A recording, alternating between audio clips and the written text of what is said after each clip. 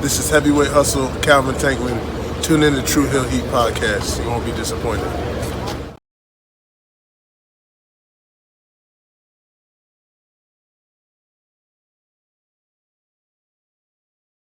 What's up, True Hill Heat? True Hill Heat. What's up? True Hill Heat.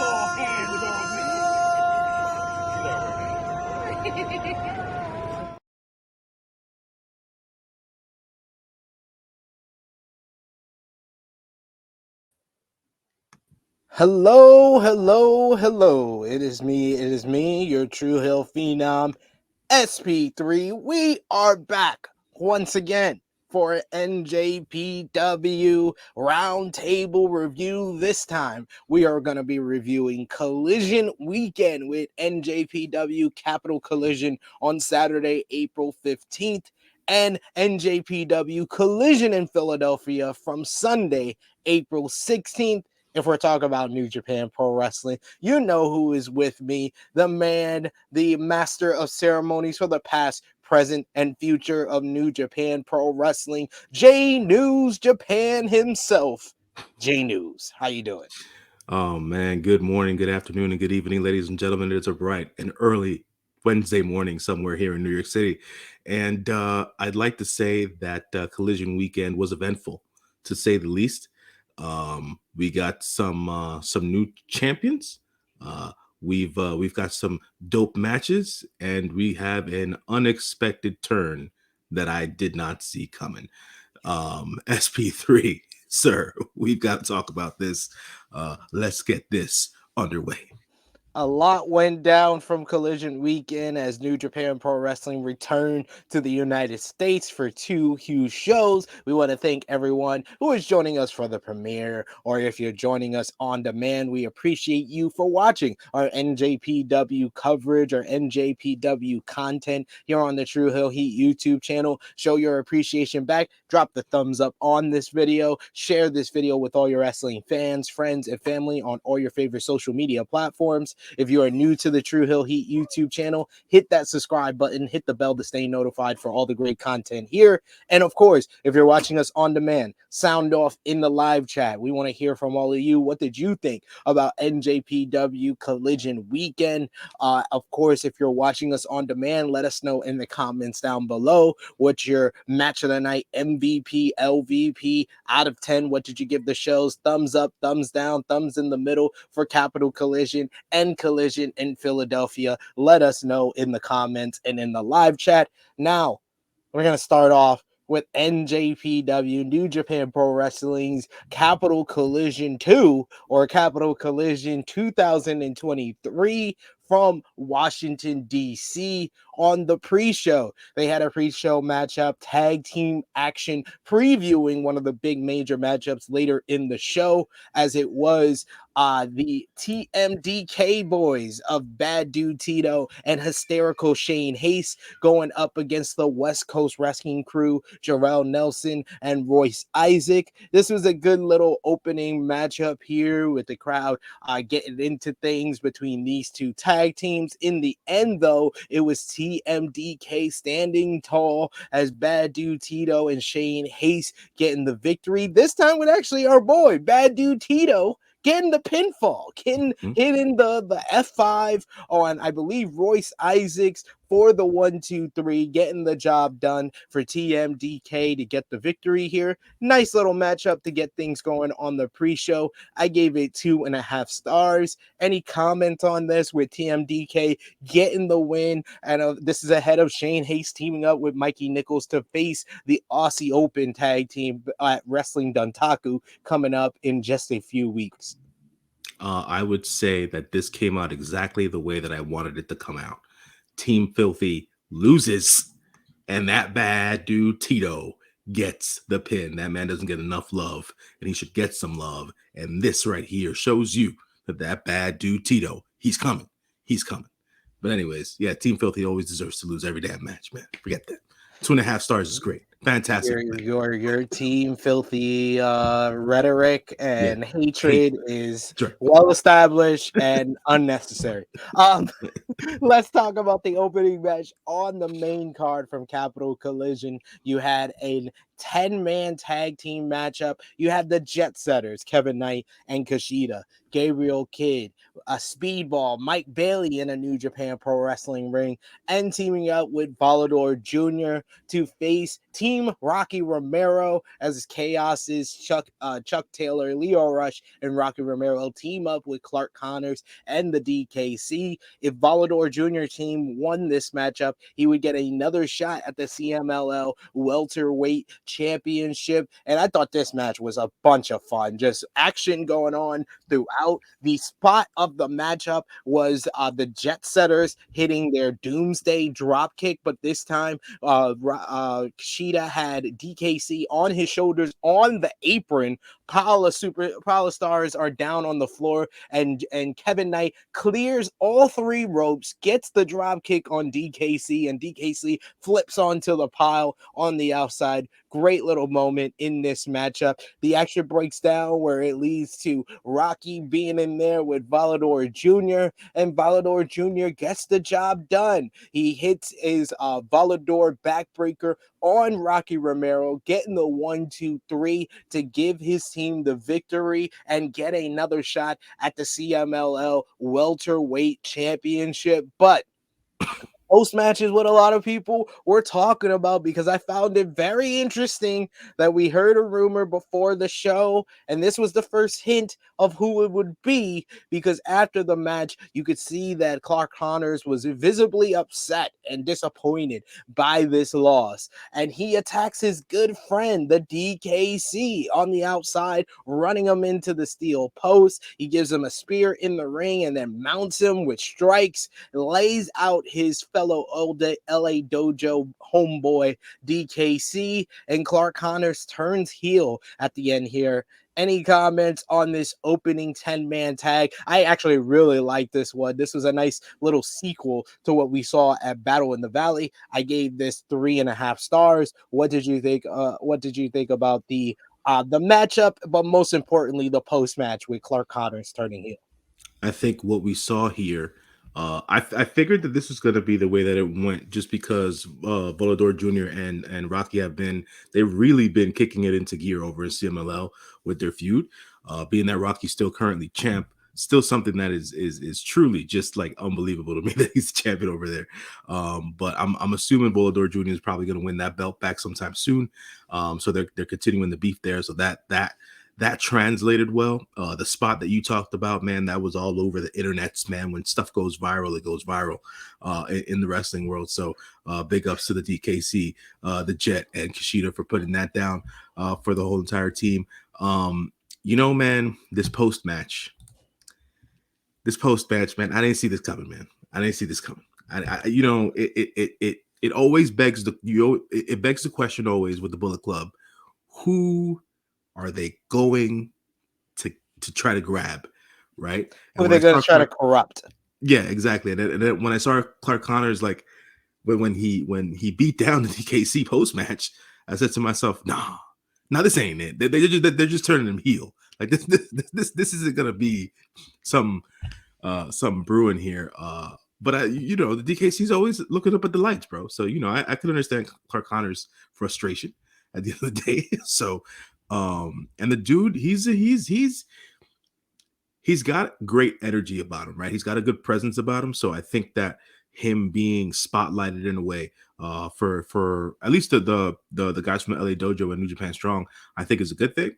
Him being a heel, I don't know how that's gonna work per se. His promo skills aren't necessarily the strongest, but we'll see how it works out. But the turn, definitely unexpected. But there was more to come with this throughout the rest of the night. So Yes, Yeah. we're gonna talk about that with the next matchup here, as it was AR Fox going 1-on-1 with the leader of the Bullet Club, David Finley. This was a nice little showcase for AR Fox, someone who's been in the business for well over 2 decades now, and he just is so fast in the ring, so exciting to watch when he's just cooking in the ring the way he does. Finley took the match to the floor and he established a strong lead, but Fox was able to make his comeback. He hits a cutter, opening up a period of offense, hitting a senton for a near fall. Fox landed a number of dives, got some convincing near falls, but Finley was able to take his head off with a lariat, which really flipped the momentum. He exposed the knee after some reversal. He eventually hit the Trash Panda for the 1-2-3. But after the match is what everybody's going to be talking about, because Finley immediately called out Clark Connors, saying that he proved himself with what he just did to the DKC, and he was adding him to the Bullet Club, and Clark Connors accepts. He gives him the two sweet. Clark Connors is the replacement for El Phantasmo in the Bullet Club, and it makes a lot of sense. I feel like New Japan has been doing a great job of really integrating the LA Dojo boys, and I think that's a lot of the reason why someone like Carl Fredericks, who's now Eddie Thorpe over on NXT, the reason why he left New Japan Pro Wrestling is because there wasn't a lot of integration for the LA Dojo boys, despite a lot of them being graduates for quite some time. If it wasn't New Japan Strong, they weren't fully integrated into the New Japan lexicon as far as what's going on in Japan. But you can see here with Clark Connors joining the Bullet Club, you see it with Kevin Knight joining up with Kushida, becoming the Jet Setters. You see it with Alex Coughlin and him being established, and we'll talk about his matchup at Collision in Philadelphia. They are trying their best to kind of fully integrate what's going on with the LA Dojo into the wider New Japan stories here. So I think they've done a good job with that. As far as the matchup with Fox and Finley, I gave that one 3.25 stars. But like I said, everybody's going to be talking about Clark Connors, the newest addition of the Bullet Club. What did you think, J-News? AR Fox always likes to put on a show, man. I can't say enough about that gentleman. I saw an interview with him the other day on the AEW podcast Unrestricted.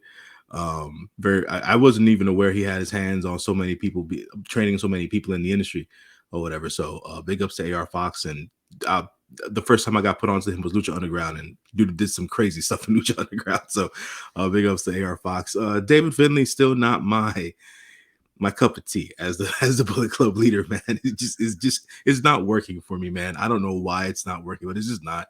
But he did introduce his new savage, as he like to call Clark Connors. He wants savages as a part of his team. No more of this pandering to the fans type deal and all this stuff, or whatever the case is. He said he doesn't want people who just want to sell t-shirts. Yeah. He wants some cold-blooded killers on his team, and he feels like Clark Connors is going to be that guy. I found it rather interesting later on in the night, or maybe I don't know if it was later on in the night or the night after, that Clark Connors was wearing a black and gold Bullet Club shirt to the ring, and I said to myself, "Wait a minute, does this mean anything? Is this just because they didn't have the regular black and white? I'm not too sure, right? Because there still hasn't been any coagulation between what's happening." David Finley has said in an interview with Sports Illustrated that whatever Juice and Jay White are doing in AEW is not a part of the Bullet Club. Interesting. The Civil War will commence. My checks still say Jay White, so I don't care what David Finley says. There it is. That was the Civil War we want. It will commence, folks. It will start. But Clark Connors being a part of the Bullet Club, to your point, SP3, I think that the continued addition of the LA Dojo boys onto New Japan proper storylines and shows and things of that nature, it needed to happen a while ago, man. You know what I'm saying? With Carl Fredericks leaving, I think that was, not the straw that broke the camel's back, but it made the front office over at New Japan understand, oh, okay, this needs to get done. You know what I'm saying? We don't want people leaving and leaving with a bad taste in their mouth, because that's not good for business. You know what I'm saying? Yeah. So in that aspect, let's see where it goes. I think Clark Connors is still considered a junior, so we'll see if he's back in the Super Junior tournament and how he fares this time around, being a member of the Bullet Club. So we'll see how that goes.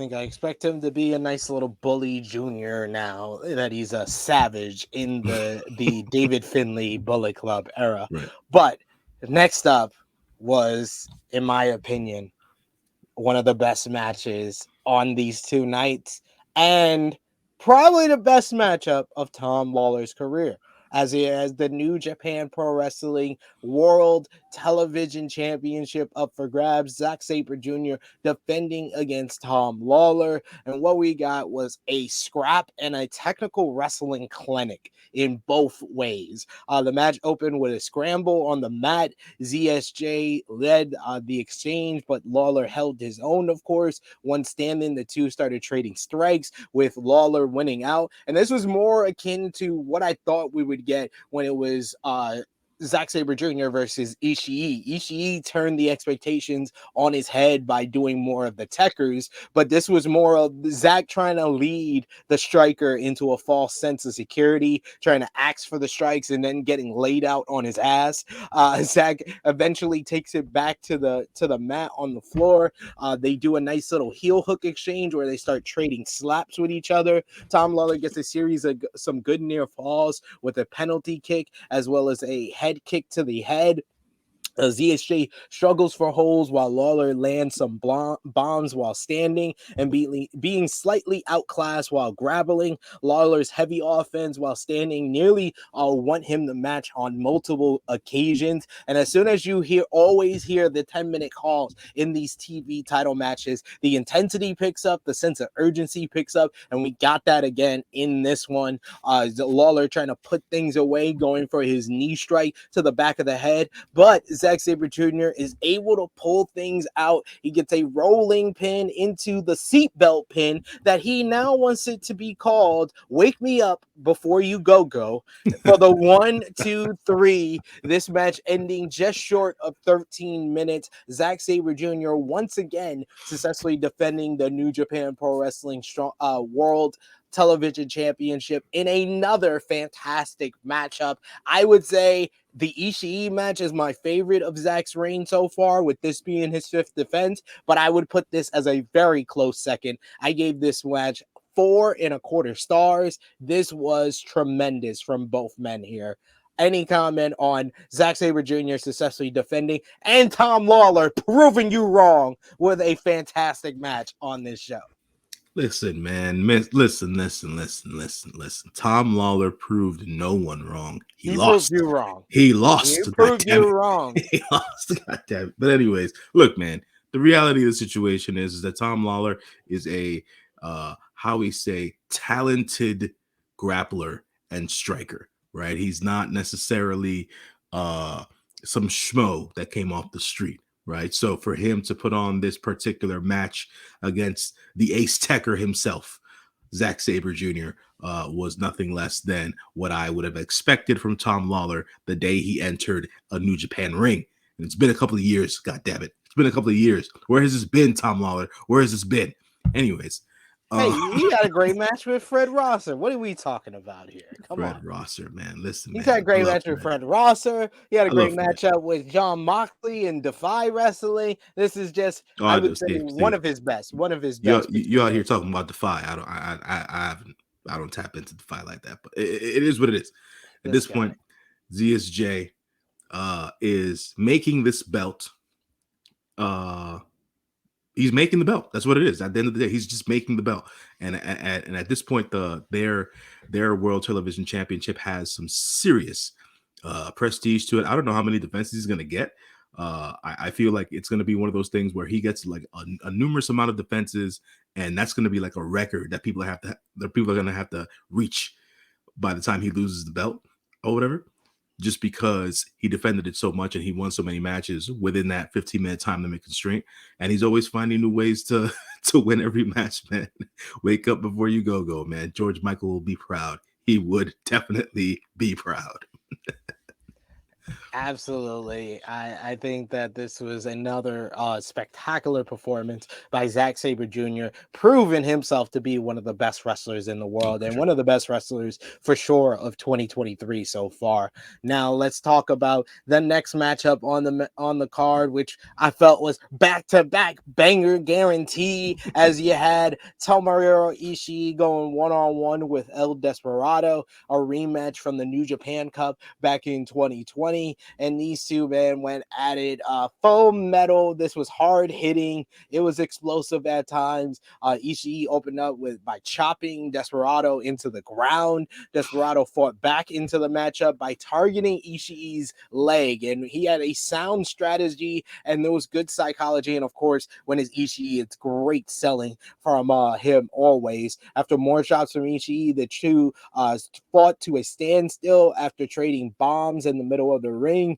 Desperado was able to chop Ishii into the mat, where he was able to focus on further damaging his leg, but a defiant Ishii continued to rise. He eventually got on numero dos, but Ishii was able to fight to the ropes. We get a quick headbutt exchange from these two men, and then Ishii landing a massive headbutt. The key to this one was Desperado, who out of nowhere quickly got the Pinche Loco, but he didn't think one Pinche Loco would be enough to get the victory. So he tried to get a second one, and that's where it led into another strike exchange where Ichii kind of hitting a sliding headbutt that completely nearly knocked out Desperado in this one. He eventually won out and then picks him up, hits the brain buster for the 1-2-3. This one was a great matchup. Ishii once again proving himself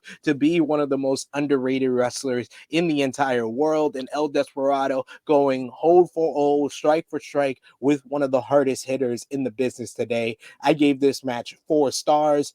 Any comments on Ishii getting the victory here, which should lead to maybe Ishii getting a shot at the never openweight 6-man tag team titles that Desperado currently owns with his fellow Strong Styles companions of Ren Narita and Minoru Suzuki? Maybe Ishii is one of Okada's mystery partners coming up at Wrestling Dontaku for the next never openweight 6-man tag team championship matchup. But what do you think about this matchup and the win here by Ishii? Man, this is exactly what I expected. Hard hitting Ishii Desperado. Despy, when he gets in the ring and he doesn't, and he gets away from the junior style high flying stuff, and he does the more striking, laden kind of offense. It always leads to mad drama in a match. That's the way I've always perceived it, and the way that these two put matches together are like it's always something different. But you always get like you get the oohs and the ahs, and it's why did he hit him like that? God damn it! Like that sliding headbutt was. Anyways, but at the end of the day, I would say Ishii winning here, to your point, probably puts the Chaos faction in line for a challenge to those never openweight 6-man tag team championships. Will Ishii be the mystery tag team partner?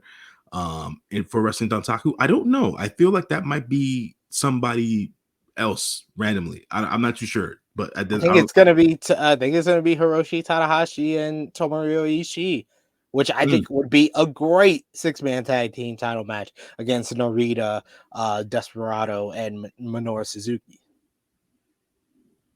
That wouldn't be too bad. So I mean, let's see.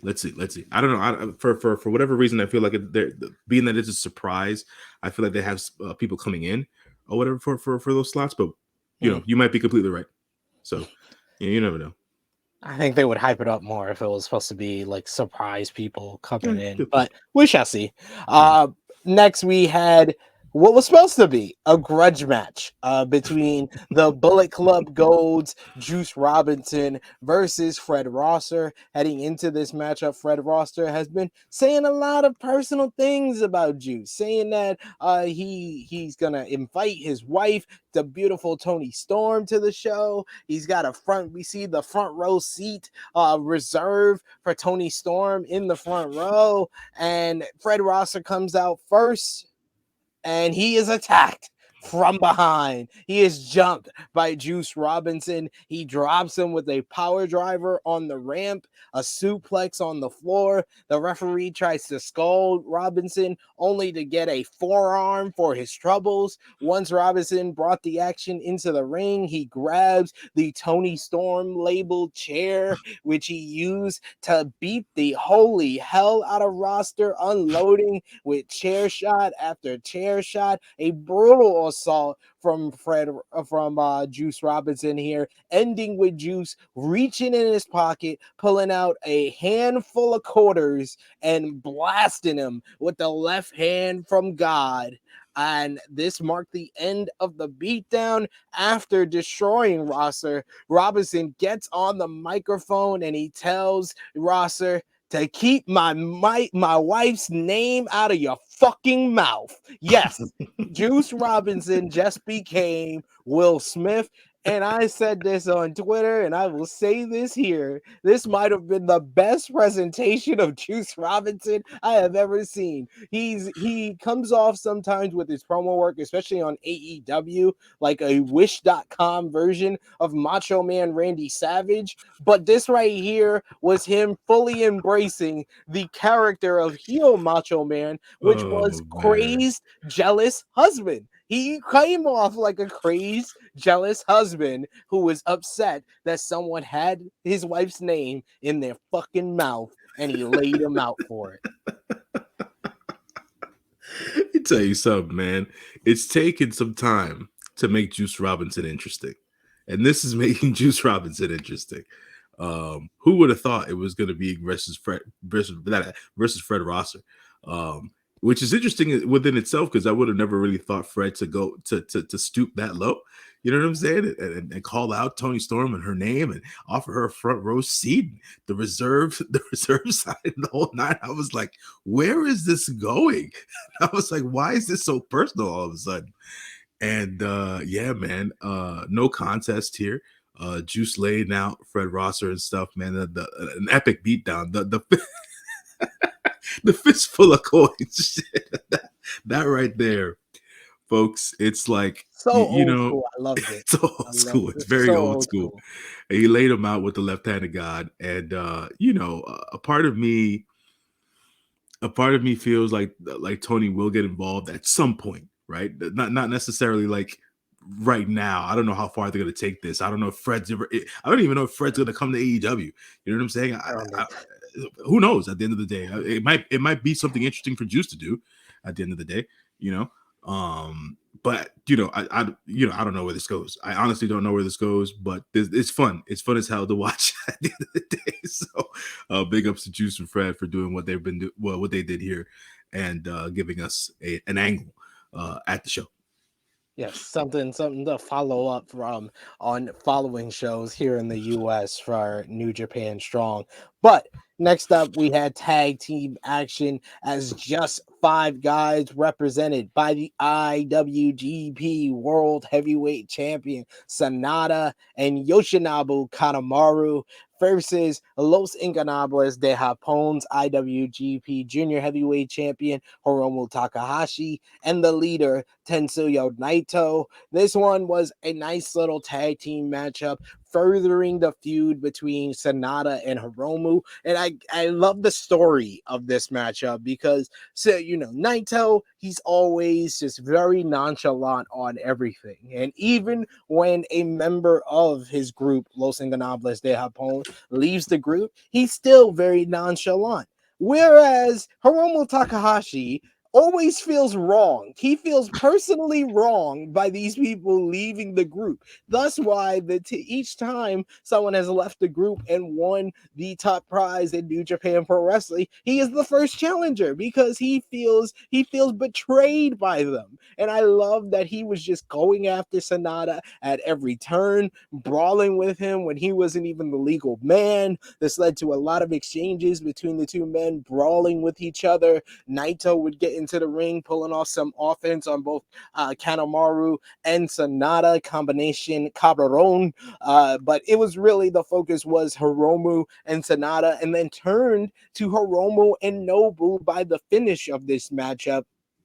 We get Kanemaru in the ring with Hiromu. They're trading pinfalls. Kanemaru is able to basically get the roll up, and he gets a near fall, but then he ties up the legs and gets the pin on the IWGP Junior Heavyweight Champion ahead of their encounter for the title coming up on April 27th at Road to Wrestling Dontaku. I thought this was a good matchup here to keep the pace going on this show. And like I said, there was a lot of story to this one, so I always enjoy that. So I gave this match 3.5 stars. Any comments on Uncle Nobu getting the win over Hiromu just a few weeks before Hiromu gets a shot at the top prize in New Japan Pro Wrestling? So interesting finish here. Yeah, I mean, at the end of the day, we both called it, right? Because Nobu needs to go into his match with some sort of positive feel, right? And him getting the pin over Hiromu in a tag match is probably the most positive of all feels, because for all intents and purposes, Hiromu's going to win his match versus Uncle Nobu, and he's still going to go into that match with Sonata as the IWGP Junior Heavyweight Champion, because it just makes for better drama in that sense, I guess, if you want to call it that. But yeah, man, even the minor exchanges between Sonata and Naito, it wasn't enough. We need more. And ultimately, that's where we're going to get down to that match somewhere down the line. We're going to get down to Naito and Sonata. But for now, definitely concentrating on Hiromu and Sonata. The exchange is there. I have a feeling that this match between them two at Dontaku is going to be a feverish match, and it's going to go on for a long ass period of time. And we're not going to be able to sit down, and we're going to wonder what's going to happen here. Is Hiromu actually going to win? I feel like that's the kind of match they're going to have. And I can't wait for it, man. So definitely excellent storytelling here. With the three members of the match that have stuff going on right now, because as of right now, Naito-san is up in the air again. Hey, he's facing Doki at Satonomo Guni. So that's gonna be a great match. I don't care what you say. It is. It's gonna be a great match, but like he's not in the picture, bro. He's gonna beat a member of Just Five Guys. He's gonna set himself up to get a shot at Sonata, and he's gonna beat Sonata for the title at Dominion. Listen, you heard it here first. You heard it here first, folks. That's, it is what it is. Shout out to Sonata and Uncle Nobu for taking the photo in front of the Just Five Guys at the Five Guys Burger Joint with the Just Five Guys thumb salute. The thumbs up, their symbol is the thumbs up. So shout out to them for that one. But yeah, man, definitely good storytelling here, and we'll wait to see as to what happens during the road to and at Wrestling Dontaku. Next up, you had the New Japan Pro Wrestling Strong Openweight Championship up for grabs as Kenta defended against Eddie Edwards. These two men have their history from their time in Pro Wrestling Noah, and what we had was them attempting a Pro Wrestling Noah tribute, I guess you could say, but except it was in slow motion because these guys are not exactly the spring chickens that they were a decade ago when they were both in Noah.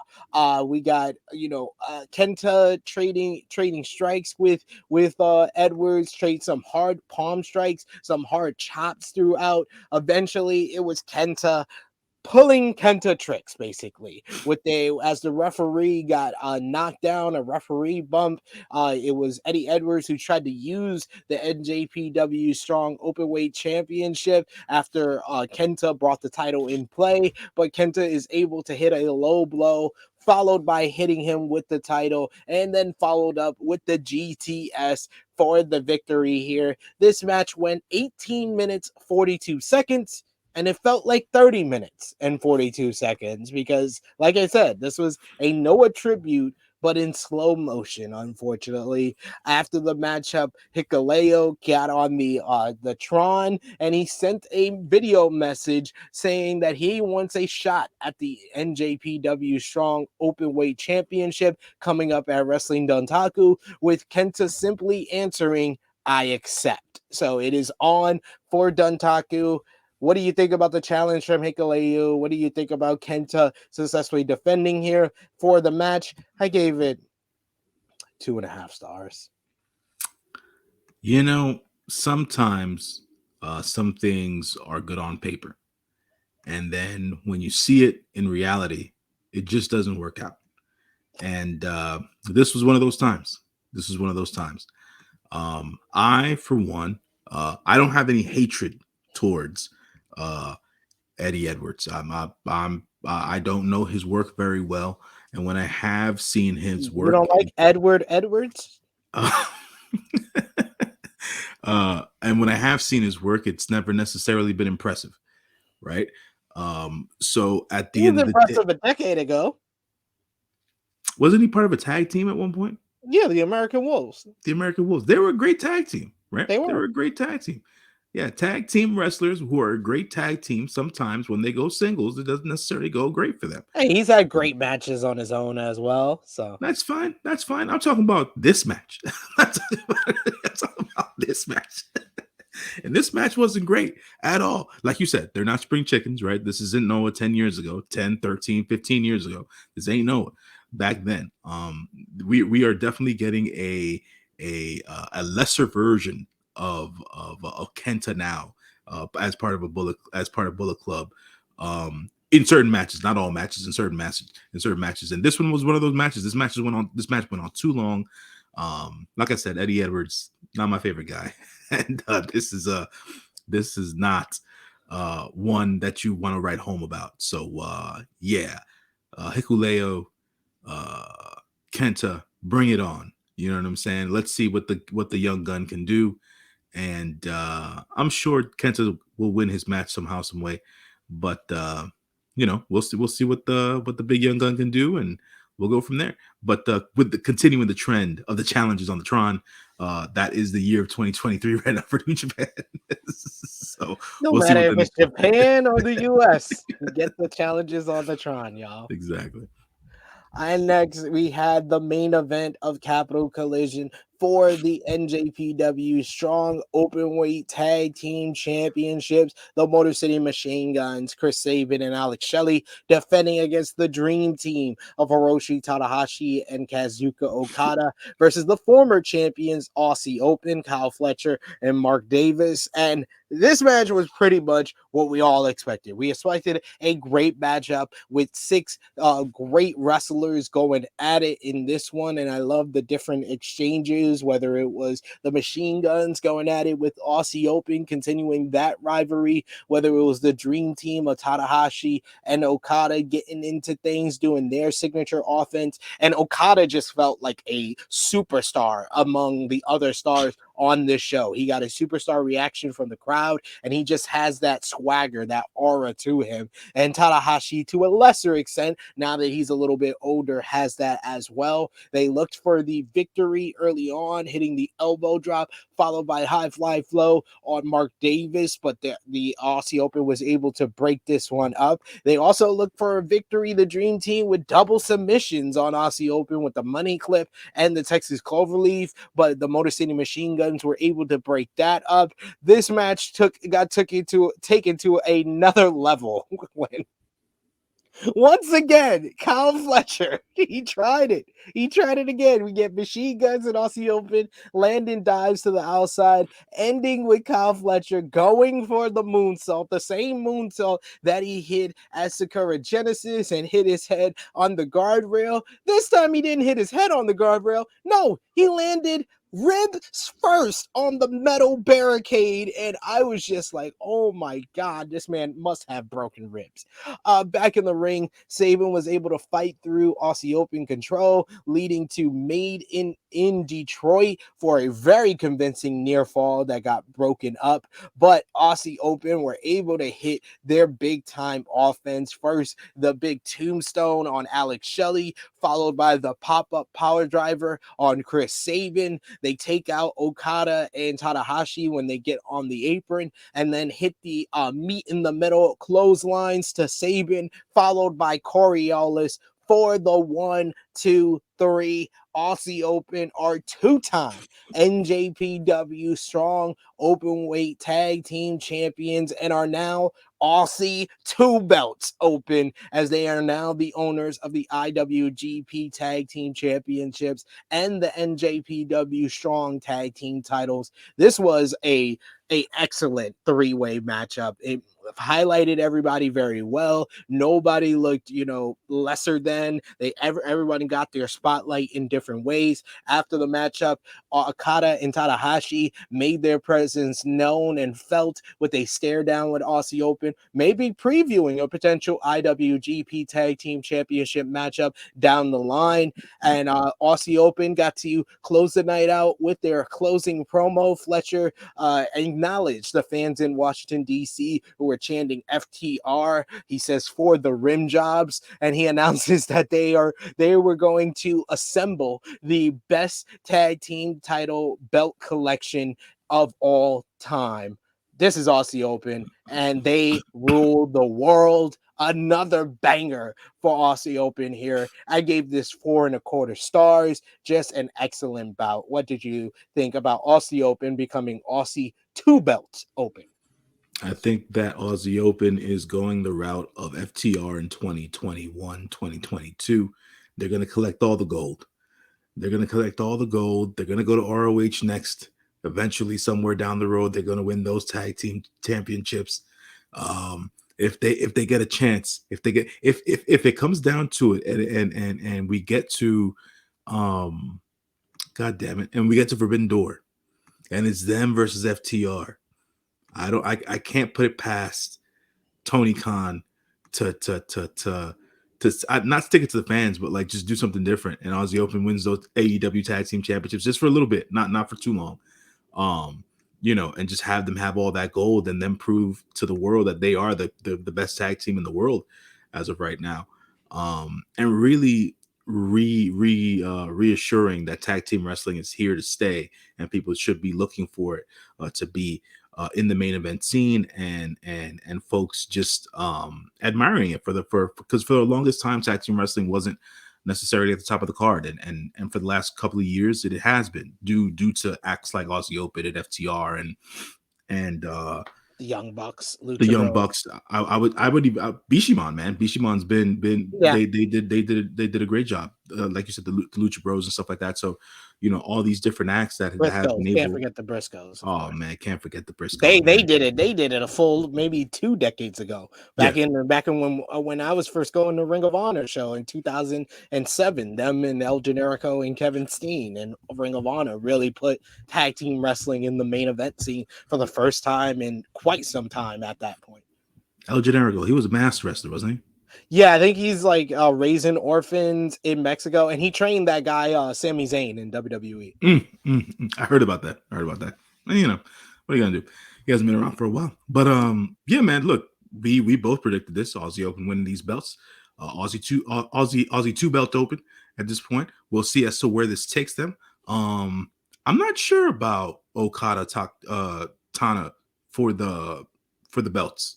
I'm not too sure about that. Well, Okada did an interview with Sports Illustrated where he was like, he wants to focus on the tag team wrestling now. So interesting. Yeah. Interesting. I hope they don't do Aussie Open dirty, but it is. I would hope not. But it is like, how many times can you have Okada and Tanahashi teaming up and lose? Right. Right. I do agree. It is scary that would be the next challengers, maybe after TMDK. Yeah. I don't like this. I don't like where this is going, but we'll see where it goes. Good stuff there from Capital Collision. So before we get into Collision in Philadelphia, let's put our thumbs in the middle for Capital Collision.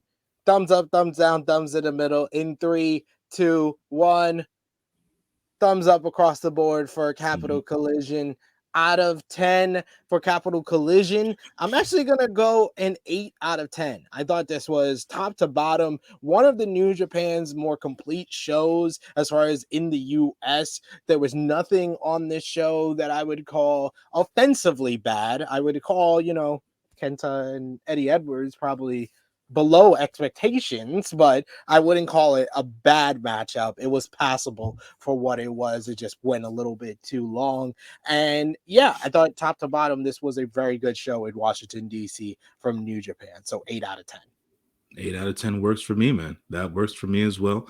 I was itching to go 7.5 just because of all the team filthy crap. You know what I'm saying? I'm just not. This You know. hating, yo, you gotta get this hatred out your heart, because the match of the night for me is Zack Sabre Jr. versus Tom Lawler. Tom Listen, Lawler's top 3 match of his career, his second, fantastic match he's had in New Japan behind his match with Fred Rosser in New Japan Strong a few years ago. This was quality. It was a technical wrestling clinic in every way possible. listen, man. I ain't giving Tom Lawler no goddamn love, man. The tag match gets the love from me. That's the match of the night for me. So that's where it goes. Aussie Open for the win. They win those strong open tag team championships. Big ups to Aussie Open. That's my match of the night. Screw Tom Lawler. I give the MVP to Aussie Open for this show, for becoming Aussie 2-belt open, and LVP, I'm going to give it to J-News for continuing his hatred of Team Filthy, despite them having a good and a fantastic match on this card. Listen, at the end of the day, the real LVP of this show is Eddie Edwards. That's it. Yeah, you're probably right. You're probably right. Eddie didn't. I didn't give it to Eddie for Rebellion, and he lost there too. So I'll give it to Eddie for. Yeah, the match was not good. The Eddie Edwards who used to give us great matches in the American Wolves, or as an X Division champion and a world champion, he's not the Eddie Edwards that is here anymore, unfortunately. No. Father Time is undefeated at this point, brother. Always. This is true. And I like Eddie. I did an interview with him, but yeah, I'm sorry, Eddie. Sorry, I apologize. But yes, that's the MVP LVP match of the night. Thumbs up, thumbs down, thumbs in the middle. And out of 10, what we gave the show for Capital Collision. Of course, sound off in the live chat, in the comments down below with your thoughts. Let us know your match of the night, MVP and LVP for Capital Collision. As we move on to Collision in Philadelphia the following night, Sunday, April 16th, and we had to open the show tag team action, as it was Kevin the Jet Knight teaming up with Kushida. Not with Kushida. It's not the Jet Setters. Delirious. It was the Delirious Jets. The Delirious Jets teaming up with Delirious to face El Desperado and Volador Jr. These two men who have teamed up on a couple of occasions now, whether it be in Fantastica Mania, whether it be at the All-Star Junior Festival, and you could see that kind of chemistry building between the two. I love the exchanges between Jet and Volador Jr. This was very exciting. You had Volador Jr. flying all over the place, while you had Jet with his athleticism and his agility with the drop kick. Beautiful as always. Delirious going at it with El Desperado. I love I always pop for Delirious with the being catatonic before the bell rings and then going crazy when the bell rings. It always pops me. In the end, it's Delirious who takes the pin in this one, with El Desperado hitting Pinche Loco for the 1, 2, 3, and he just hit one and he went for the pinfall. It wasn't like Ishii where he tried to hit another one. He was like, one is enough for Delirious. What did you think about this one? I gave it 2 3/4 stars. It was a nice way to kick off the show. Yeah, it was a nice way to kick off the show. You know, another spotlight on Jet, who is the homie at the end of the day. So always riding for Jet, making sure that he's doing a damn thing, and he's being spotlighted over in New Japan Strong. So this was another spotlight for him here. Delirious, like I said, when we did the pre-show stuff for this, it was like, this is the most random thing I've seen in forever. And as you said, man, if anyone has long-standing ties and viewership of Ring of Honor, and understanding what Delirious has meant to the industry and to Ring of Honor, and watching his matches, the catatonic state, and then the wildness begins. It's always a good way, and it's a pop for folks and fans of Delirious in that sense. And Volador Jr., man, even at his age, still going, still making it happen. Crisp as hell, smooth as hell. And Despy, man, ain't nothing we can say about Despy. We know we love Despy here. So good way to start the show, definitely on that end. We were shooting in the gym with Despy before he became a very popular wrestler in Japan. Next up, I would say this quite possibly of the entire Collision weekend was the matchup that exceeded expectations the most, as it was a ROH pure rules matchup, as it was Alex Coughlin going one-on-one with Tracy Williams. Alex Coughlin is an absolute beast. I mean, this guy is just so athletic, so powerful, has so much strength, and he shows it off in these most spectacular ways with this vertical suplex where he literally starts on his ass, goes up to his knees, he gets a pop for that, and then eventually stands up with the vertical suplex, which the pop got louder every time he hit a different stage of this vertical suplex. It was spectacular. But you had the mat work on the ground, you had some explosive transitions. Tracy Williams is such a well, polished professional wrestler. He struck down on Coughlin, locked in a sleeper at one point. He stood out of the sleeper, landing Coughlin lands a big power bomb to reset the matchup. That big vertical suplex gets him a near fall. In the end, though, the two start trading strikes, and Coughlin ducks Williams' lariat and then hits his signature bridging German suplex for the 1-2-3. Alex Coughlin wins this ROH Pure Rules matchup. Like I said, I thought this matchup exceeded expectations the most on this entire card for Collision in Philadelphia and on Capital Collision as well. I give it 3 3/4 stars, and this is a nice little follow-up from what we saw on Ring of Honor TV on Honor Club this past week, as Alex Coughlin teamed up with his trainer Katsuyori Shibata to get a victory over the Workhorsemen on ROH TV. And then after the matchup, he made a challenge to Shibata for the ROH Pure Championship. So Alex Coughlin showing that he can win a Pure Rules match. This follows up on, I thought, commentary with Veda Scott, Ian Riccaboni, and Alex Kozlov did a great job of telling how Coughlin was the one that trained with Shibata ahead of his matchup with Wheeler Yuta for the Pure Rules, for the Pure Championship back at Supercard of Honor, and he showed that he has the skills to get the job done in a Pure Rules match here. So like I said, 3 3/4 stars. What do you think about Alex Coughlin getting the win and potentially a shot at Shibata for the Pure Championship? I mean, we always like to see the pupil and the master go one-on-one and head-to-head in matches like this. So definitely something I want to see. Shibata-san versus Alex Coughlin. Alex Coughlin definitely hamming it up, right? He is the android at this point, so he's got to do all these fantastical, superhuman strong moves, and that suplex hold from his ass to the freaking standing position. That's unreal, man. You know how bad that is on the knees. I did squats yesterday. That's just bad, man. It's just bad. But anyways, as over everything else, good match. Like you said, it exceeded expectations. I think we both had Coughlin winning this match as well.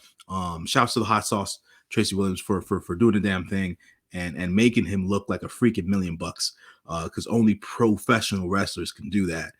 Not sports entertainers. Let's get that right. And so that's that there. Future shot at the Pure Championship for sure. Can't wait to see it. I'm sure he won't win his match, but it should be something that whatever they put together is going to be definitely something that we remember. I think that match is going to be something that's going to be seared in our brains once we see it.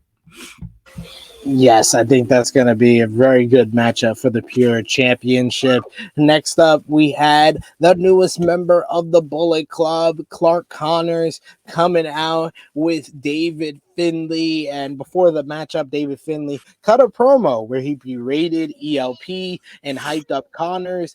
Finlay then declared he would be the first Bullet Club leader who gets the Bullet Club before the Bullet Club gets him. And I loved commentary kind of talking about how every single Bullet Club member had kind of been attacked on their way out of the door, whether it was Prince Devitt getting attacked by the Young Bucks, whether it was AJ Styles being attacked by the Elite, whether it was Kenny Omega being attacked by Tama Tonga and the Hit Squad. Then you had, Jay White being attacked by David Finlay on his way out of the door. So every Bullet Club leader has kind of met the same fate. And David Finlay says he's not going to be doing that. He says his Bullet Club would be willing to make cuts to maintain a roster of killers and savages. And this led to Clark Connor's first matchup as a member of the Bullet Club against the DKC. He rushed to the ring and started the match off very quickly and got a lead early on, but it didn't last too long with Connors reversing the momentum. And Connors really dominated this matchup, taking his time to pick apart his former friend. Connors ended DKC's only attempt at a rally, and he hits 4 big spears for the victory, each one more devastating than the last. Before the last one, the referee was just about to call it off, and before Connors hit one more big spear to get the victory here. I think that Clark Connors should be a part of the Best of Super Juniors tournament to further, cement himself in the New Japan proper storylines as a member of the Bullet Club now. But he gets his first win as a member of the Bullet Club here. I gave it 2.5 stars. What did you think? Yeah, I don't know how to feel about this yet, man. I know this is supposed to be a spotlight for Clark Connors, being that he's now a member of the Bullet Club. Hopefully he does well and represents well at the Best of Super Juniors tournament. Him taking out the DKC the way he did, man, he ain't had to do him like that, man. He ain't have to do him like that. I just feel like, why? Why, man? Is the whole Jim Ross thing? Why, Clark Connors? Why did you do it? But it serves for storyline purposes and stuff like that. Listen, man, I think we're in for an all-time swerve with this Bullet Club thing. The reason as to why it's yeah. Listen to what I'm saying. This David Finlay experiment, man, it ain't working for me, man. It ain't working for me, and I don't know if it's working for New Japan fans as of yet, or whatever case. So I can't speak for all New Japan fans. But with Jay over in AEW and AEW and New Japan having a working relationship, and understandably so, what's his face? David Finlay said that whatever Jay White's doing over there isn't part of Bullet Club. Jay White was Gato's son, man. Jay White was Gato's son, man. And at no point do I believe now and or ever that Gato would ever choose David Finlay over Jay White. So this war. This civil war is happening, and I feel that we're gonna get a swerve somewhere down the line. And what David Finlay thinks is not gonna happen is gonna happen. He's gonna get his ass beat. He's gonna be the shortest tenured Bullet Club leader ever. He's gonna get his ass beat out, and we'll probably see Jay White reign supreme again as the Bullet Club leader, because he still signs our checks, by the way. So that is what that is there. But that's my fantasy booking for the next couple of months. That's it as we go along. Your assessment of what's going on in the Bullet Club is always entertaining, sir. Next, we had Team Filthy, Jarrell Nelson, Royce Isaac, and Tom Lawler racing TMDK's Bad Dude Tito, Hysterical Shane Hayes, and the NJPW World Television Champion Zack Sabre Jr. And this match was another one that kind of exceeded my expectation. I expected it to be good, but this was a ton of fun. Like, Lawler and Zack Sabre Jr. have a crazy chemistry, and you could tell that people thought their matchup the night before was as fantastic as I described it, because anytime they got into the ring, this Philadelphia crowd were on their feet and were into the crazy chemistry these two men have. And I thought the Westeros Wrecking Crew looked really good here. Bad Dude Tito, Shane Hayes looked good in this one. It was the cohesiveness of Team Filthy, though, that got the job done in this one and really kind of overwhelmed CMDK, which is still trying to form their own chemistry with one another. In the end, they isolated bad dude Tito, hitting some offense with him after a chaotic war between the teams. Lawler landed a knee to the back of the head of Tito and got the 1-2-3. This match was very physical, but at the same time, like I said, it was just nonstop action, a bunch of fun from everyone involved. It went 16 and a half minutes, so we got a bunch of time, and Team Filthy getting the victory after going 0-2 at Capital Collision. They got the job done here in Philadelphia, and like I said, this was a great matchup. I gave it 4 stars. What did you think about Team Filthy, your favorites, getting the job done here? You know, I ain't got much to say. They won the match. That's it. That's it. That's it. That's all I'm saying. That's all I'm saying. That's all I'm saying. Heavily disappointed in TMDK. I back that bad dude Tito. He's my main man. I don't know what happened here, but yeah, Team Filthy won the match. That's all I gotta say. That's all I gotta say. So ridiculous, your hatred for Team Filthy. Next you had tag team action as just 5 guys represented by IWGP World Heavyweight Champion Sonata and Yoshinobu Kanemaru went one-on-one with a reunion from one of ROH's oldest stables, the Rockwallers, as it was Rocky Romero teaming up with former Ring of Honor World Champion Homicide. I thought it was great to see Homicide here. Got a nice little funny exchange with Kanemaru giving Rocky Romero some of his Satori surprise. What is it called? Satori surprise. He looked like he was about to drink it, and Homicide took a sip. He was liking the whiskey. But after this, the match's real focus was with Sonata and Homicide. They were exchanging a bunch in this matchup, with Homicide trying to prove himself against the new IWGP World Heavyweight Champion and really just calling out. Like, he was about to start the matchup with Kanemaru, but he even called out Sonata, said that he wanted him in the ring, which led to Sonata getting in. And Sonata, of course, respects Homicide and what he's accomplished, but he was not scared to go up against the former ROH World Champion. So Homicide grounding Sonata very early on in this one, but Sonata using his athleticism and his speed to keep Homicide and Rocky Romero, for that part, on their back heels.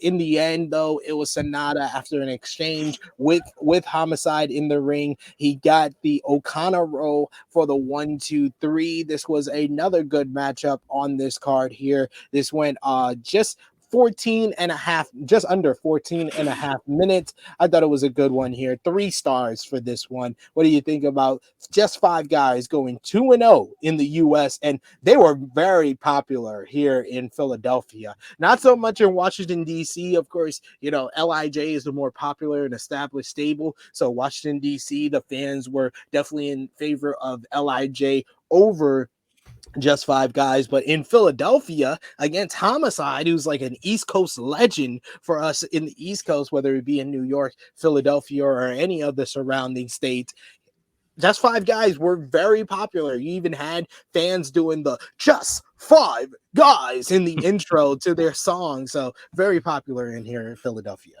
Listen, man, I mean, at the end of the day, when the champ leads the stable and the champ is Sonata, just 5 guys, they're going to be some popular gentlemen. And on top of everything else, be it that Uncle Nobu and Sonata were represented for the team here, good win for them.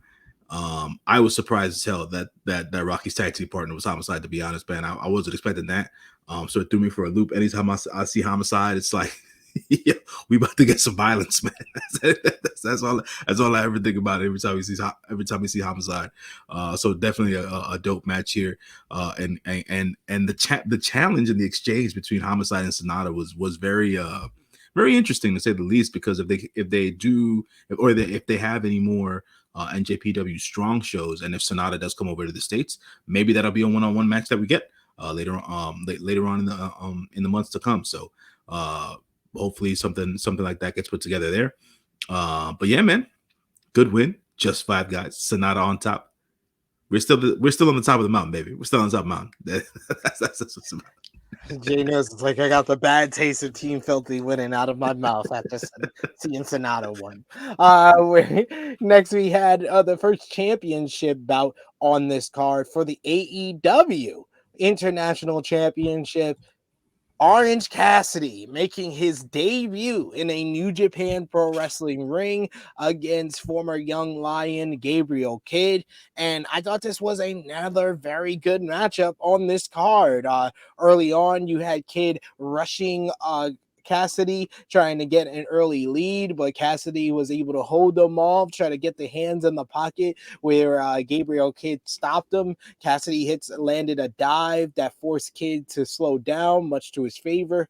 Kidd landed a big chopped the crap out of Orange Cassidy in this one, to the point that Orange Cassidy's chest was bright red by the end of this matchup. Back in the ring, Kidd even taunted Cassidy with his own mannerisms during Kidd's control. The camera revealed in the upper levels in the balcony at the 2300 arena David Finlay and Clark Connors watching this matchup. Very curious here. Kidd's taunting proved to be his downfall, though, as it allowed Cassidy to gain a leg up. Cassidy landed a big super kick, the orange punch, followed by a top rope crossbody and a DDT for a near fall. Cassidy climbed to the top for another dive, but Kidd was able to catch him into a brainbuster. Kidd then tried choking Cassidy out with a visual impressive choke from the top rope, deadlifting him up. It was very nice here, but Kidd missed the moonsault followed up, but he landed a spinning tombstone for another near fall. Cassidy catches Kidd with the orange punch, but Kidd, due to the damage to the injured hand that he suffered against Buddy Matthews, Kidd is just able to rebound, bounce off the rope and hit a big lariat for a near fall. He tried to transition into the double wrist locks, the Kimura, trying to focus more on the hand, but Cassidy is able to transition that into the mousetrap for the 1-2-3. Orange Cassidy successfully defending the AEW International Championship for the 18th time. This match goes just under 12 minutes, so he got a good amount of time here, and I thought Gabriel Kidd, this was one of his more impressive efforts, and after the match, Gabriel Kidd even showed some respect to Orange Cassidy, handing him the International Championship. In exchange, Orange Cassidy gave him his signature sunglasses for this nice little photo here. I thought this was another really good matchup on the card. I gave Kidd and Cassidy 3 3/4 stars. What did you think, J-News? Orange Cassidy getting the win, and more importantly, Clark Connors and David Finlay watching this matchup from above the 2300 arena. So I'll say this, man. Been a fan of Gabriel Kidd for many years. I'm glad that he's getting to show up and show out and do the damn thing at the end of the day. His epic battle with Eddie Kingston last year, this time, I believe, if I'm not mistaken, was exactly what it said, epic. This here with Orange Cassidy, another good bout for him, another good showing for him here. I appreciate the fact that he showed Orange some respect and that he didn't just take his head off with another lariat at the end of the day. Look, man, Clark Connors and David Finlay looking on. I'm not sure about this SP3, man. I'm just not sure about this. In the Bullet Club. I'm just not sure about this, man.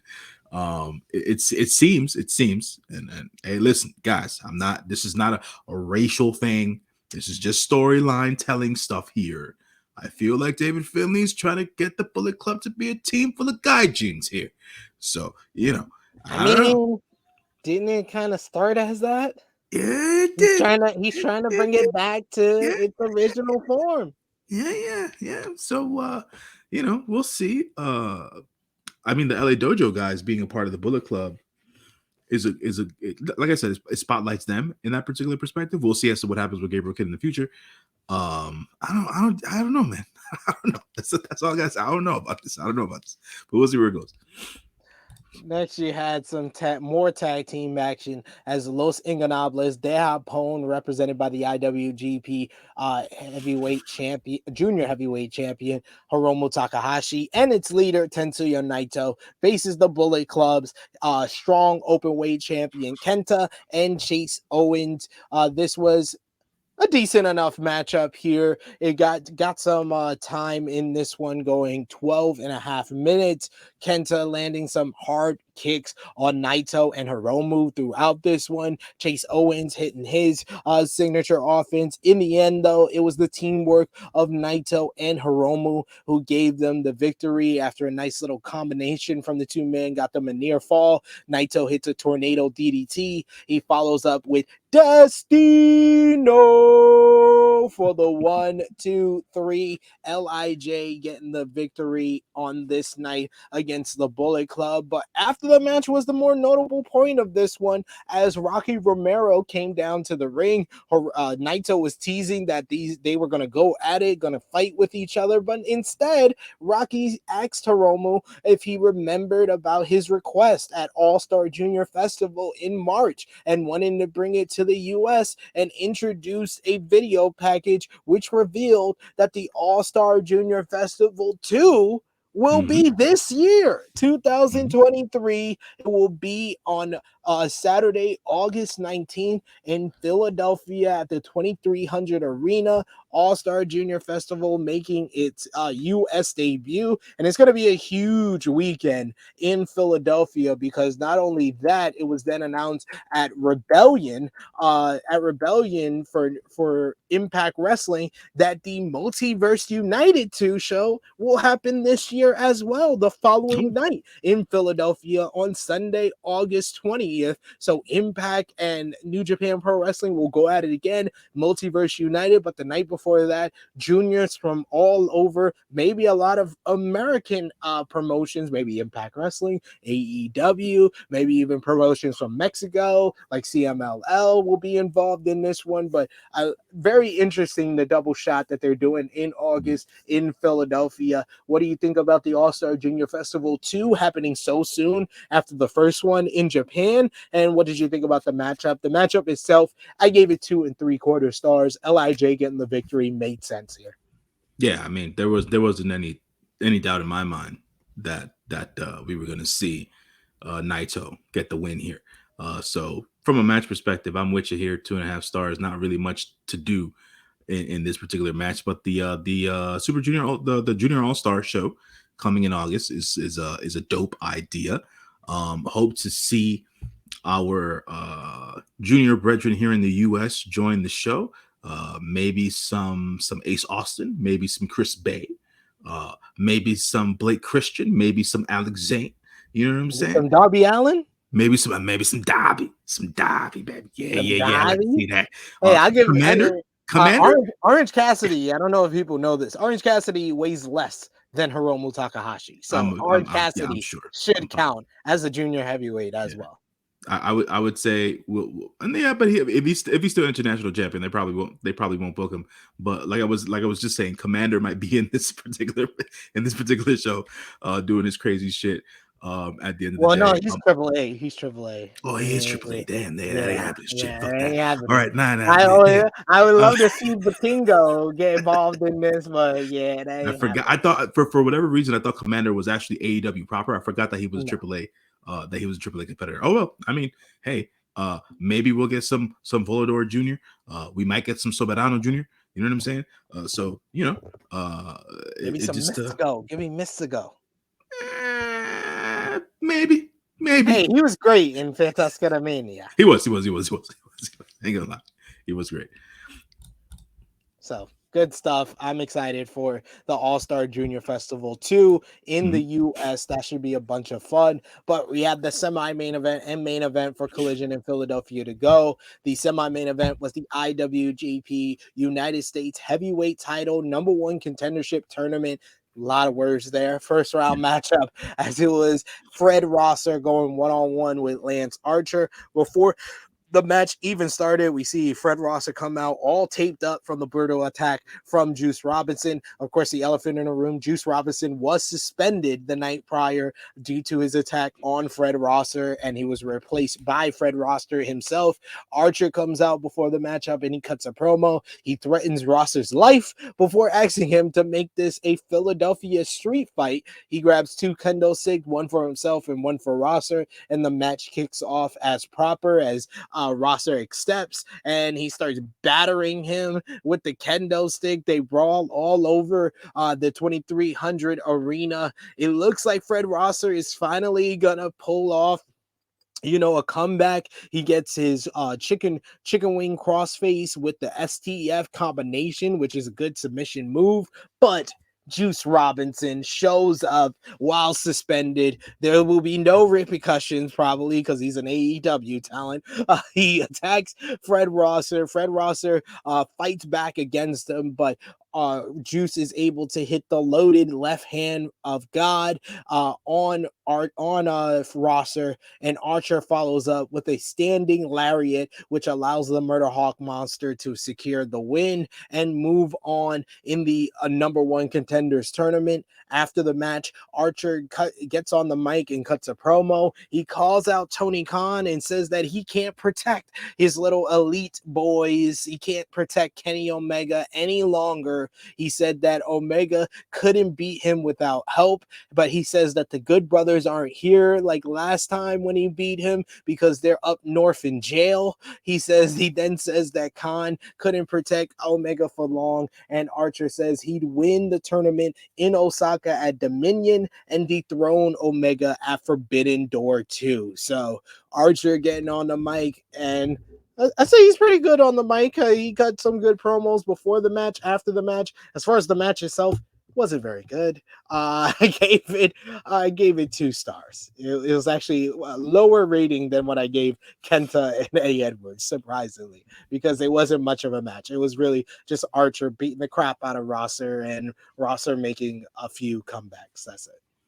Yeah, I feel bad for Fred here, but he made it personal, man. He made it personal. And I'm not talking about with Lance Archer. I'm talking about this whole Juice Robinson, man.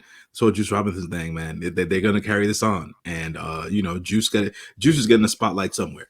So at the end of the day, this is Juice's main feud right now. Him and Fred Rosser will probably go head to head at Forbidden Door, because it Wow, is, you think so? I don't know. I don't know pre-show, with the talent on both, or pre-show. pre-show. Yeah. Because Fred's a New Japan guy properly. Juice is an AEW guy properly. That's Forbidden Door at the end of the day. Pre-show, not main show. Pre-show. So we take that there. We end the feud there. We give them a good highlight on national television and on this and on the internets. Let's do it, man. Let's do it. Let's do it. Internets. The internets. So let's do it there. But the other match still has to take place, right? The other that's contenders next match. month, May 21st. New Japan Pro Wrestling's Resurgence. It's going to be Will Ospreay versus Hiroshi Tanahashi in Long Beach, California.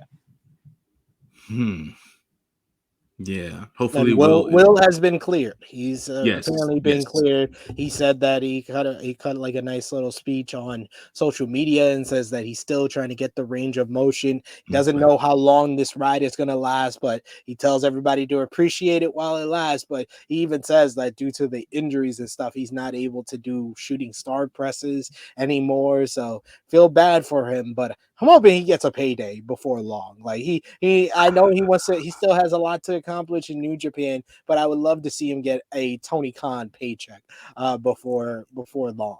He doesn't have that much left. He needs that 6-figure salary. I think that he's going to be 30 this year, if he's not 30 already. And he turns 30 in May. Yeah. So at the end of the day, he's still relatively young in the business. I understand that the injuries have been piling up and things of that nature. But that's just a doubt creeping into his head. I think he just needs to boost himself up in a way personally and professionally and stuff like that, or whatever cases. Maybe go into the well and dig into different types of ways of taking care of his body more. He was talking about changing his style in that little clip that he uploaded to his Instagram and stuff like that, or whatever cases. So we'll see as to what he does. But hopefully we still get a long career for Will in professional wrestling. And I agree with you. He needs a payday. Be it Tony Khan. Yeah, like that's you notice I didn't say Triple H versus Man. I ain't saying none of that. I just said, he deserves a Tony Khan paycheck because that's the person who would allow him to still be him. Yeah, there you go. Definitely agree with that. Next up, you had the New Japan Pro Wrestling Strong Openweight Tag Team Championship main event.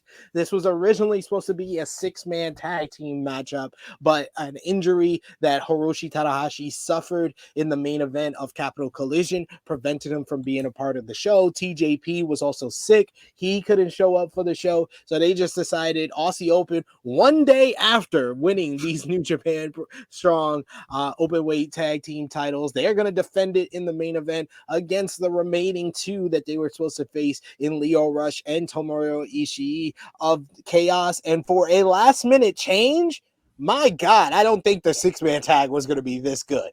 We had Aussie Open defending these championships. Had a nice little filling out process early as Davis called out Ishii to get into the ring with them. Ishii and Davis, the 2 big boys of this matchup, trading blows. You had Rush coming in and caused a short little brawl that favored Chaos in this one. Once Fletcher recovered, he rushed the ring, allowing Aussie Open to take the lead. They did their nice little meet in the middle, colliding the backs of Ishii and Rush on the outside. Rush avoided a senton, buying him time to tag in Ishii. Ishii fought off both men, Fletcher and Davis, standing tall with a big old shoulder block. Fletcher blocked the brainbuster and sent Ishii to the floor in an attempt to rally. You had Fletcher try to hit his moonsault off the top rope, but Davis stopped him from doing so. He then said, okay. Then still went back up to the moonsault, and Davis once again stopped him. Rush fought him on top, and this allowed him time to hit a super Rana that looked great. This reestablished control for Chaos in this one as they isolated Fletcher, hitting a bunch of tandem offense. For a first-time team, I would say Lio Rush and Ishii worked very, very well with one another. Once Davis recovered, he hit the ring, helping Fletcher to survive the Chaos attack. This led to another face-off exchange between Ishii and Davis, ending with Ishii taking out Davis and then hitting a brain buster on him. Ishii could not finish him though, so he had a Saito that sent Davis hit a Saito on Ishii that sent him to the floor. Rush landed a dive to the floor, buying Ishii enough time to recover. Together, Ishii and Rush knocked Davis off his feet. Ishii scored a near fall with a lariat, but Davis was able to reverse the brain buster into a suplex. Rush tried to pick up where Ishii left off, but Davis was able to drop him with a crucifix bomb. Once Ishii could help Rush, they turned things around. They hit a big lariat by Ishii, and then Rush followed up with his top rope frog splash. The final hour, he got a really, really close near fall on Davis before Fletcher was able to make the save. Fletcher and Davis worked together to fight back against the Chaos pair. A lariat to Rush marked the end on a team-on-team struggle between all 4 men, falling to the mats in this one.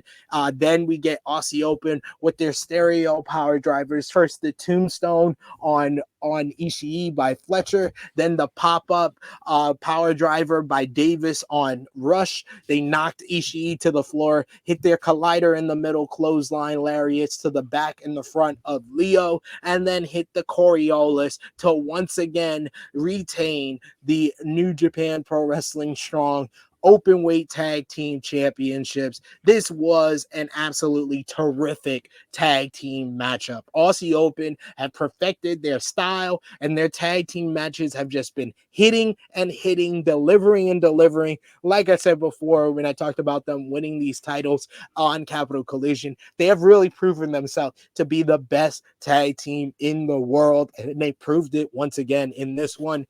Fletcher once again cutting the show-ending promo, bragging about their tag team title collection, taking a slight jab at FTR, and then once again saying they are the greatest tag team in the world and they rule the world. Aussie Open delivers once again in the main event spot. This was their weekend.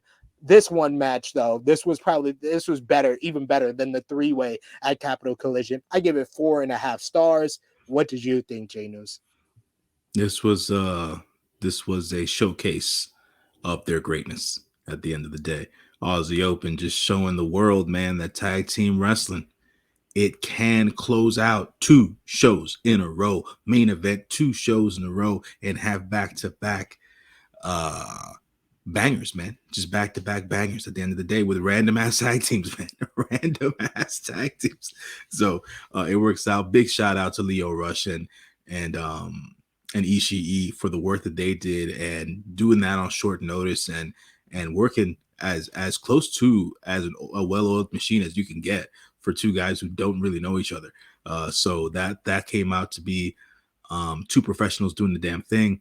Like I said, about Capital Collision, Lio Rush, man. Lio Rush is out here, man. This Lio Rush renaissance is something to behold, man. And I'm happy to see it. I'm definitely happy to see it. Yeah, man. But the best tag team in the business. They're running the world. They're ruining the world right now. So Aussie Open retain here. Can't wait to see what else they've got in store for the rest of the year with their matches, given whatever tag teams are put in front of them at the end of the day. So we'll see how that works out. But definitely a great weekend for Aussie Open in the States and in New Japan Pro Wrestling. They definitely have revitalized the NJPW tag team division. Like, their addition has been just so crucial to where this tag team division is at. Bishamon did excellent work as champions, but Aussie Open, man, they've taken it to another level. And, you know, the double champions now. And that main event matchup went nearly 21 minutes, so got a bunch of time in this one. So great work by Aussie Open. Man, I love them. I am such a fan of them, and they just continue to deliver and deliver in the ring. But let's put our thumbs in the middle for NJPW Collision in Philadelphia in 3, 2, 1. Thumbs up across the board. Out of 10, I gave this show 7.5 stars. Excuse me, not 7.5 stars, 7.5 out of 10. It was slightly down from Capital Collision because it didn't have as much star power as Capital Collision had, but arguably, I would say the main event of this show is the best match of the entire weekend, with Aussie Open really delivering the goods against Lio Rush and Tomohiro Ishii. Tomohiro Ishii will never get enough credit for how great he is in the ring and the catalog and just every type of style this man can work, and the renaissance of Lio Rush in New Japan Pro Wrestling. We talk about it all the time. This man has found the wrestling bug, has fell in love with wrestling again, being in Japan, being in New Japan Pro Wrestling, and I just love to see it. And this match was just another showcase of all those things, including why Aussie Open is the best tag team in the world. So obviously that is my match of the night. That might be the match of I'm going to say it was the match of the weekend. Aussie Open versus Lio Rush and Tomohiro Ishii. And MVP for this show, like on Capital Collision, the MVPs of the weekend are Aussie Open. And LVP for this show, I'm gonna say it's the DKC, man. You got your friend betrayed you, and then you got slaughtered. You got slaughtered. You got treated like a jobber on this show here. Oh man, I can't give it to the DKC 2 days. No, I can't do that, man. Fred Rosser takes the L on this show for me. So that is what that is there. Hopefully Fred is able to bounce back somehow, some way, sometime soon. But it seems like Juice has his number right now. It does seem like Juice is not too pleased with that young man right now. But yes, that is all for our NJPW Collision Weekend Review. We did it, J-News. We We covered did. both shows. We Mhm. covered it all the way that only we can.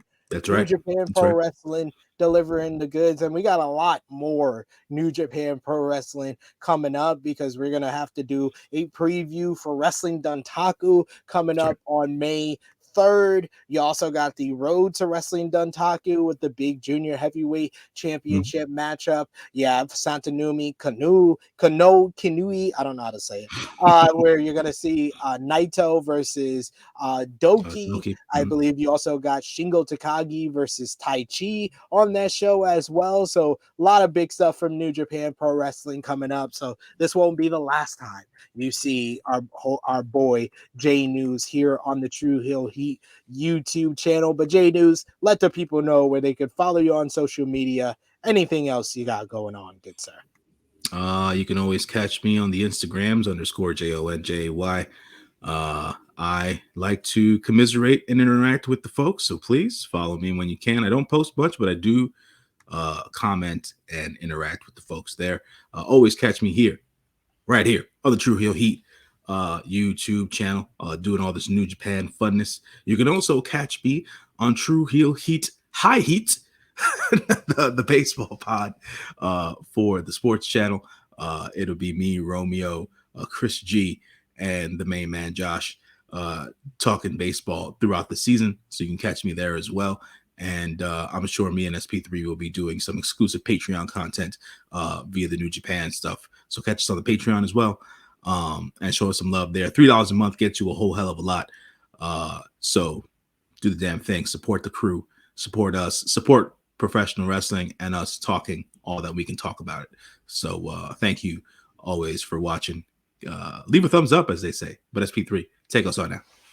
Yes, sir. Yes, we'll be doing some Patreon content. Probably we'll do a preview for the Road to Wrestling Duntaku for that Hiromu versus Kanemaru matchup, and the April 29th show. We'll do a preview for that on Patreon. We'll do a joint preview of those two shows for our Patreon backers. Like you said, $3 a month gets you in the door. Got the Raw report, you got Dark Power, you got the True Hill Heat prediction championship, which J-News is in the lead right now. I gotta do some work. I gotta take him down.